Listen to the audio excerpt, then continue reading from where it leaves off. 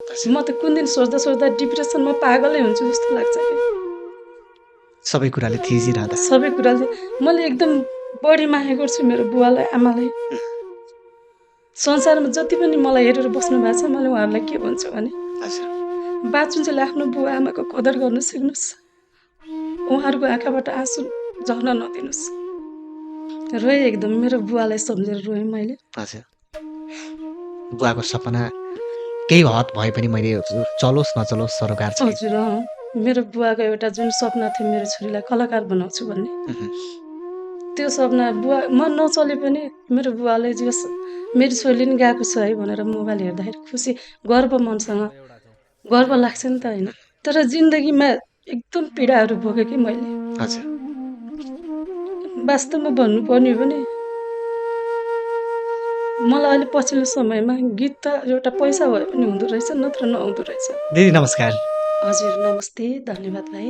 आराम हुनुहुन्छ? एकदम ठिक छु। हजुरलाई कस्तो छ? ठिक छ। हजुरको शुभ नाम दिदी? मेरो नाम चाहिँ मिनु सञ्जीवनी। मिनु सञ्जीवनी। हजुर घर भन्दाखेरि बर्दिया सानुश्री। बर्दिया हजुर। सानुश्री चाहिँ तपाईँको घर पर्छ। हजुर। अनि यता काठमाडौँ कता बस्नुहुन्छ?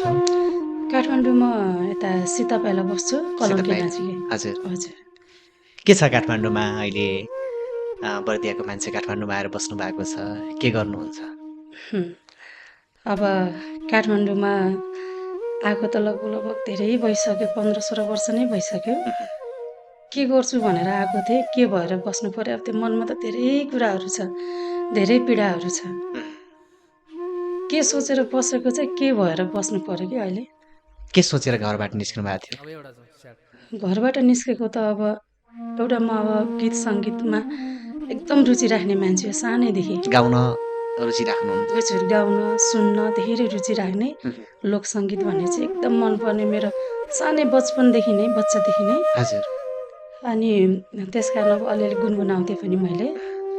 अनि त्यही गीत सङ्गीत नै गाउँछु गर्छु काठमाडौँमै जे जस्तो हुन्छ केही सङ्घर्षहरू गर्दै आफ्नो इच्छाहरू पनि पुरा गर्दै बस्छु भनेर म काठमाडौँ आएको हो। हजुर। वास्तवमा भने जस्तो सोचे जस्तो हुँदो रहेछ। के रहेछ जुन सपना देखेर तपाईँ काठमाडौँबाट गाडी चढ्दाको त्यो दिन सम्झिनुहोस् होइन। अनि काठमाडौँ ओर्लिसकेपछि चाहिँ के भयो? काठमाडौँ सहर भनेको ठाउँ सहरै हुँदो रहेछ। यहाँ जिउन एकदम गाह्रो हुँदो रहेछ। पल पल गाह्रो हुँदो रहेछ। जस्तो गाउँमा बसेको जस्तो गाउँमा आमा बुवाले जो के अरे दुःख गरेर हामीलाई हुर्काउनु भएको थियो खुवाउनु भयो बढाउनु भयो पढाउनु भयो। हजुर। उहाँहरूको पाखुरा र उहाँहरूको बलमा खाए जस्तो आफूले सकिँदो रहेछ गाह्रो हुँदो रहेछ। घर परिवार गाउँ जस्तो सहर हुँदो रहेछ। धेरै फरक हुने रहेछ भन्ने कुरा तपाईँ अघिल्लो पक्कै नाइट चढ्नु भयो होला। हजुर। नाइट चढ्दाखेरि र काठमाडौँमा ओर्लिँदाखेरि त्यति फरक पाउनुभयो? त्यति फरक पाएँ। सुरुमा आएर कोसँग बस्नुभयो? सुरुमा आएर म मेरो दाइ भाउजू हुनुहुन्थ्यो उहाँहरूसँग बसेँ। अनि उहाँहरूसँग बस्दै जाँदा यस्तै 2-3 वर्ष उहाँहरूसँग बसेँ उहाँहरूको सहारामा। अनि त्यसपछि अब उहाँहरूलाई पनि कति बोझ दिनु होइन। अब म अब अलग्गै एउटा कोठा लान्छु केही सङ्घर्ष गर्छु गरेर अनि अगाडि बढ्छु आफ्नो जुन रहर इच्छा गीत सङ्गीतको त्यसलाई पनि अगाडि बढाउँछु भनेर मैले एउटा सानसानो कोठा खोजेर बसेँ।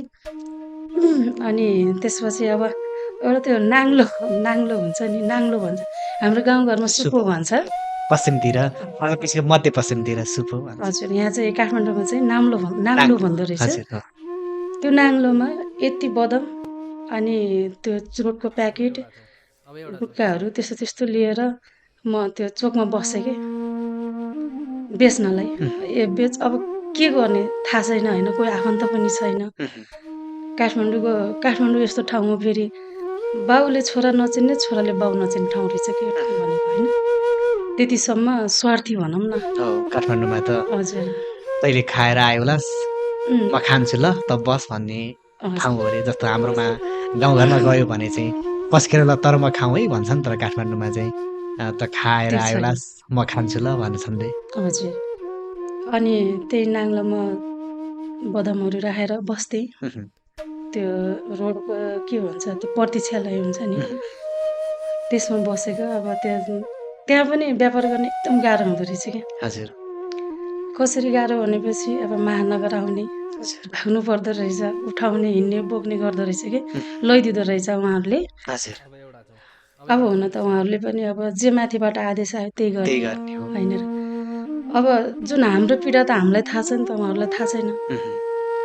अनि त्यो पनि छोडेँ मैले, एकदम गाह्रो भएर त्यो पनि छोडेपछि छोडेर एउटा ठेला किनेर ठेलामा तरकारीहरू हालेर गरेँ। त्यो पनि त्यो तरकारीहरू बेचेर हिँड्दाखेरि पनि महानगरले गाडा नै उठाएर लैदिनु।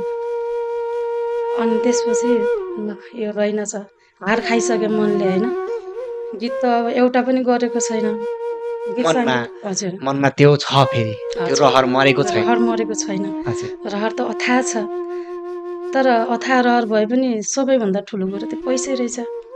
पैसा नभए केही नहुँदो रहेछ। अनि सपना त सपना देख्न मात्रै रहेछ। त्यसपछि अनि म ज्यामी काममा लागेँ कि। ज्यामीमा? हजुर, ज्यामी काममा अब 4 तला माथि त्यो बालुवाहरू बोकेर जानु पर्थ्यो। पछाडि पिठोमा त्यो डोकोमा बोक्दाखेरि तल पैतालाबाट पसिनाहरू झर्थ्यो कि। 4 तला माथि? हजुर, इँटाहरू बोक्नुपर्ने, इँटा बोक्नुपर्ने, बालुवा बोक्नुपर्ने, गिट्टी बोक्नुपर्ने है। त्यस्तै गरी गरी मैले एउटा गीत रेकर्ड गरेँ कि। गीत रेकर्ड गर्नु? हजुर, हाम्रो अहिले चलेको गायक हुनुहुन्छ उहाँ कमल विसी मान्दै, उहाँसँग एउटा गीत रेकर्ड गर्न सफल भएँ, गरियो पनि। अनि त्यस्तै दिनहरू अगाडि बढ्दै थियो। हजुर। अनि फेरि अर्को गीत पनि मैले त्यही ज्यामी काम गरेर नै अर्को गीत पनि रेकर्ड गरेँ। हाम्रो पश्चिमको एकजना भाइ हुनुहुन्छ बाबु राजा, हेमराज बाबु राजा भन्ने, उहाँसँग पनि मैले गरेँ एउटा गीत, उहाँसँग गरेँ, एउटा कमल विसी मान्दैसँग गरेँ। अनि बाँकी कुराहरू अब गर्न सकिएन। अब यस्तै हो जिन्दगी भनेको। के रहेछ भने भोग्नेलाई मात्रै थाहा हुन्छ, देख्नेलाई त एउटा के भन्छ नि होइन। जसले भोगेको छ उसलाई मात्रै थाहा हुन्छ कि प्रत्येक पलमा मरेर बाँच्नुपर्छ। देखेको सपनाहरू जस्तो अब आफ्नो घर परिवार के भनेपछि घर परिवार सपोर्ट गर्ने अलिक बलियो हुनुपर्छ क्या। उहाँहरूलाई नै अब उहाँहरू नै उस्तै छ। अब भन्नुपर्दा म बचपनमा बालापनको कुरा जोड्न चाहेँ मैले। यहाँनिर बालापनमा मलाई एकदम पढ्न रहर थियो कि। हजुर,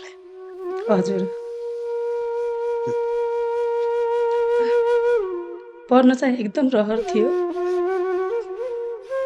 घरमा चाहिँ केही नहुने कि मैले त्यो कापी हुन्छ नि, कापी स्कुल जाँदाखेरि त्यो एउटा अमला हुन्छ, अमला मैले रुखमा गएर अमला टिपेर चारवटा दाना बेच्थेँ कि। अलि उस्तै हुने मान्छेहरूलाई, हामी जस्तै बच्चाहरूलाई उहाँहरूले त्यो खप्पु उतारेर दिनुहुन्थ्यो कि कापीको पाना निकालेर। हजुर, त्यो पानाहरू जम्मा गरेर मैले सियोमा धागो हालेर तुनेर त्यसलाई त्यसरी लेख्थेँ कि मैले। त्यसमा त कोही मिलेको हुन्थ्यो, कोही नमिलेको हुन्थ्यो, कोही पहेँला कोही सेता हुन्थ्यो होला। हजुर, अब बुवा आमालाई पनि पढाउनु त रहर थियो, उहाँहरूलाई खानै पुर्याउन नै हामीलाई गाह्रो हुन्थ्यो कि, हुँदो पर्थ्यो। अनि पढ्छु भन्दै अब उहाँहरूले पढाउन पनि धेरै सक्नु भएन। 5-6 क्लास पढियो। अब मेरो बुवाले मलाई एकदम, उहाँको सपना ठुलो थियो क्या, मेरो छोरी कलाकार बनाउँछु, कलाकार भएको हेर्न चाहन्छु। मेरो बुवाले मलाई गीत गाउन सिकाउनुहुन्थ्यो सानोमा। छोरीलाई म कलाकार बनाउँछु, कलाकार बनेको मलाई हेर्ने ठुलो दुःख छ भन्नुहुन्थ्यो उहाँले। तर मैले उहाँको सपना पुरा गर्न सकिनँ। तपाईँको यहाँ काम गरिरहँदा जसरी महानगरले आएर गाडा उठाइदिँदा, तपाईँको त्यो नाङ्लो नै फ्यालिदिँदा, त्यति बेला चाहिँ कस्तो हुन्थ्यो? त्यति बेला त अब के भनौँ र भाइ, साह्रै मन त एकदम कसरी व्यक्त गरौँ, म त्यहाँसम्म टुट्थ्यो कि मन।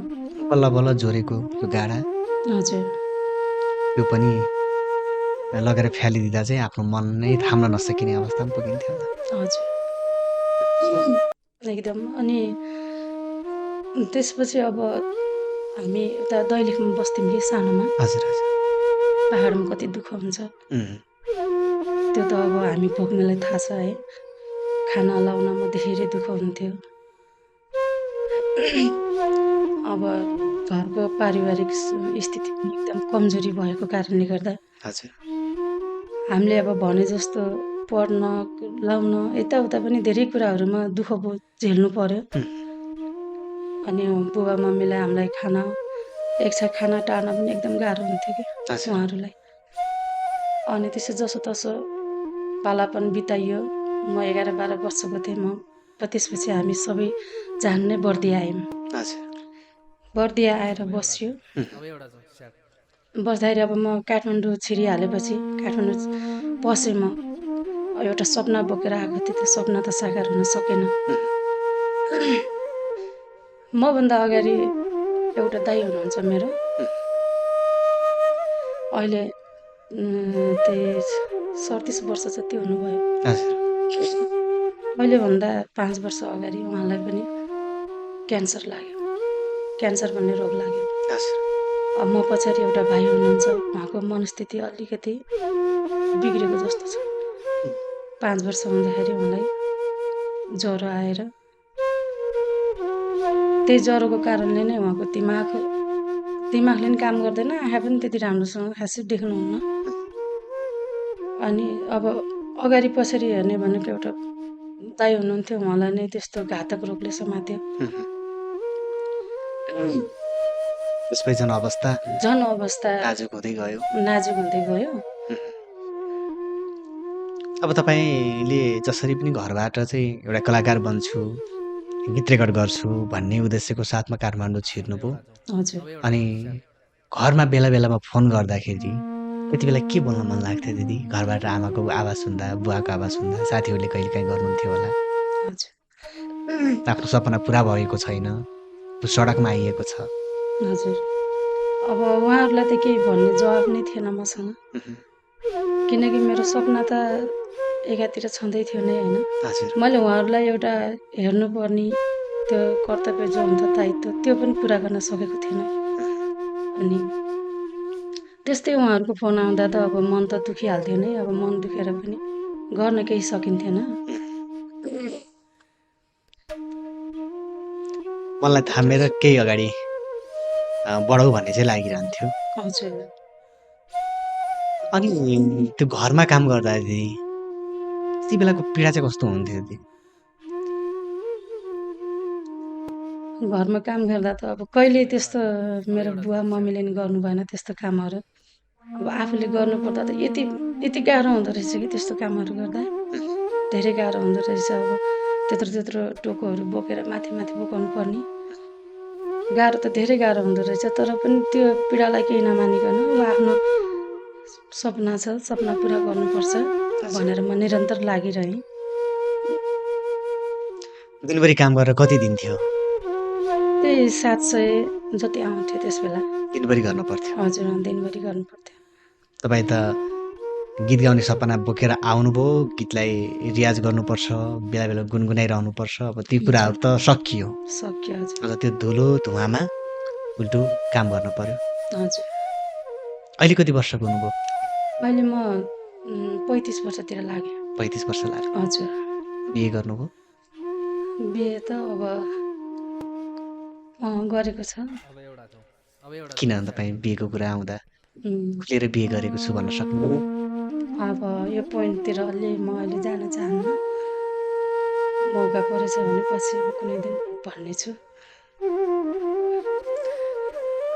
हामी के बुझौँ यो विषयमा?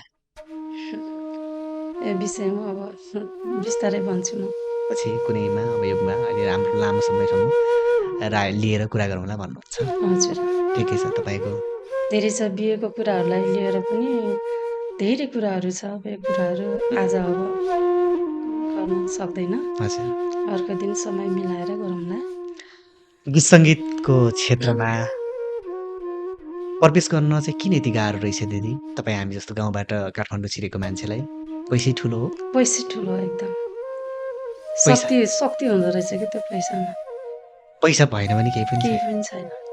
तपाईँलाई पैसाले नै गाउँबाट सहर छिरायो, सहरबाट फेरि सडकमा छिरायो हजुर है।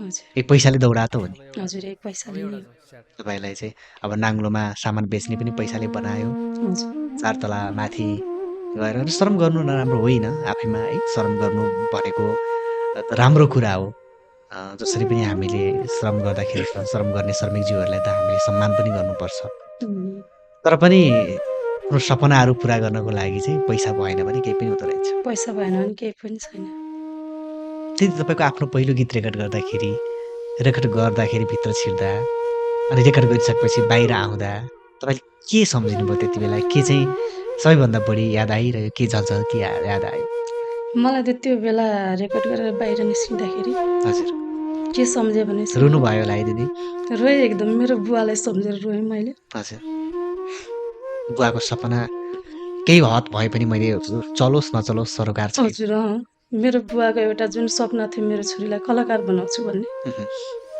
त्यो सपना बुवा म नचले पनि मेरो बुवाले जे मेरो छोरीले नि गएको छ है भनेर मोबाइल हेर्दाखेरि खुसी गर्व मनसँग गर्व लाग्छ नि त होइन एउटा मेरो छोरीले पनि ल यतिसम्म गरे के सम्झिनुभयो त्यति बेला तपाईँलाई घरबाट पढ्दाखेरि बुवाले भनेको वचन सम्झिनुभयो एकदम हो नि के भन्नुभएको थियो त्यति बेला उहाँले भन्नुभएको थियो आफ्नो सपना पुरा गर्नु अब सकेसम्म त हामीले गर्नुपर्ने हामीले सकेनौँ हामीले नसके भने आफ्नो सपना पुरा गर जसरी हुन्छ मेरो आशीर्वाद छ तिमीलाई भन्नुभएको थियो फोन गर्नुभयो तुरुन्तै गीत रेकर्ड हजुर एकदम फोन गरेँ अनि खुसी हुनुभयो थियो एकदम सबैजनाहरू खुसी हुनुभएको थियो तर जिन्दगीमा एकदम पीडाहरू भोगेँ कि मैले हजुर वास्तवमा भन्नुपर्ने हो भने मलाई अहिले पछिल्लो समयमा गीत त एउटा पैसा भए पनि हुँदो रहेछ नत्र नहुँदो रहेछ अनि आवाज मात्रै भएर नहुँदो रहेछ आवाजले काम गर्दो रहन्छ तर मलाई अहिले पछिल्लो समयमा एकदम हाम्रो घर फ्यामिलीको ब्याड लक भनौँ कि भाइ के भनौँ होइन यस्तो हुन्छ होइन म त कुन दिन सोच्दा डिप्रेसनमा पागलै हुन्छु जस्तो लाग्छ कि सबै कुराले थिचिरहँदा मैले एकदम बढी माया गर्छु मेरो बुवालाई आमालाई संसारमा जति पनि मलाई हेरेर बस्नु भएको छ मैले उहाँहरूलाई के भन्छु भने बाँचुन्जेल आफ्नो बुवा आमाको कदर गर्न सिक्नुहोस् उहाँहरूको आँखाबाट आँसु झर्न नदिनुहोस् उहाँहरू नै रहनु भएन भने त पछि पश्चाताप गरेर केही पनि काम छैन किनकि उहाँहरूले पनि हामीलाई सानोबाट जस्तो हामी भर्खरै हिँड्न खोज्दाखेरि हामी लड्दा जस्तो भयो भने उहाँहरूले हात समातेर थाम्नुहुन्छ अब यो बुढेसकाल भन्यो त हाम्रो साथ उहाँहरूलाई चाहिन्छ नि त साथ कतिपयले म यस्तो कार्यक्रममा नि हिँड्छु कि भाइ कार्यक्रममा कहिले वृद्ध आश्रम पुगेको हुन्छु कहिले अनाथ आश्रम पुगेको हुन्छु कहिले अपाङ्ग सरोकारमा पुगेको हुन्छु होइन त्यो आमाहरू कति हुनुहुन्छ वृद्ध आश्रममा हुनुहुन्छ उहाँहरूको छोरालाई के भनेर सम्बोधन गर्ने हामीले भन्नुहोस् न एउटा आमाले आफ्नो छोराछोरी आफूभन्दा टाढा नहोस् भनेर जस्तो सुकै कहीँ गाउँमा जानुभयो भने काम गर्न एउटा सानो रोटी खान थाल्दैन सानो टुक्रो नि मेरो बच्चाले खाला भनेर पटुकीमा मेलापातमा पटुकीमा हजुर भनेपछि त्यतिसम्म अथाह माया हुन्छ एउटा आमालाई छोराछोरीको लागि तर यिनी छोराछोरीले अहिले आएर नबुझ्ने कि के लाग्छ दिदी यहाँसम्म आइपुग्दा म भाग्यमानी रहेछु भन्ने लाग्छ के लाग्छ मलाई एकदम म भाग्यमानी रहेछु जस्तो लाग्छ एक हिसाबले म अभागी छोरी रहेछु जस्तो लाग्छ भाइ किन भनेपछि मेरो घरको बेता भन्ने पनि एकदम ठुलो छ मलाई अहिले गीत भन्दा पनि गीतको त रहर त छँदैन छ तर मलाई त्यति इम्पोर्टेन्ट लाग्छ छैन किन भनेपछि यो भनेको पैसा भयो नि सबै हो नभएपछि केही छैन यसमा तर मलाई मेरो घरमा हेर्नुहोस् मैले आफूभन्दा पनि बेसी मेरो आमा बुवालाई माया गर्छु मेरो बुवा बाइक एक्सिडेन्ट पर्नुभयो 4-5 वर्ष अगाडि बाइक एक्सिडेन्टमा परेर बुवा पनि त्यस्तै अलिकति होस् राम्रोसँग हुँदैन त्यहाँसम्म पुग्नुभयो अहिले झन् बुढेसकाल लाग्यो अनि दाइलाई क्यान्सर रोगले लाग्यो उहाँलाई पनि मैले धेरै मिडिया सामु इन्द्रिणी अनि अरू कार्यक्रम नमुना हामी छौँ हजुरको साथमा टिभी सबै ठाउँमा गएर रुँदै गुहार गर्दै मेरो दाइको अपरेसन पनि सक्सेस गराएँ उहाँलाई बचाइयो भनौँ त्यसपछि त्यसपछि आमालाई पछिल्लो समयमा आमालाई म यही काठमाडौँमा थिएँ भाइ। अनि घरमा कोही हुनुहुन्थेन। अब मेरो क्यान्सर भएको दाइको श्रीमती विदेश हुनुहुन्थ्यो। दाइ यता हस्पिटलमा हुनुहुन्थ्यो। बुवा उता इन्डियाको हस्पिटलमा हुनुहुन्थ्यो। घरमा आमा र दाइको सानो 2टा बच्चा थिए। अनि त्यसपछि एक्कासी मलाई त्यसो फोन आयो कि आमाले गर्नुभयो? होइन, अरूले नै गर्नुभयो। ल तेरो आमालाई त यसरी खुन वागिरहेछ, तेरो आमाले धेरै खुन वाग्नु भएको छ भनेर फोन आयो। त्यसरी फोन आउँदाखेरि एकदम मलाई त मरेतुल्य भयो क्या। आमा हो नि आमा हो नि। ऊ आमा नै नभए हामी कहाँबाट हुन्थ्यौँ होइन? हो नि। अनि के भयो त्यसपछि? अनि त्यसपछि म गएँ भाइ यहाँबाट। हजुर। गाडीमै जानुभयो, प्लेनमा जानुभयो? गाडीमा गएँ। प्लेनमा जानु त त्यस्तै थियो। गाडीमा गएँ।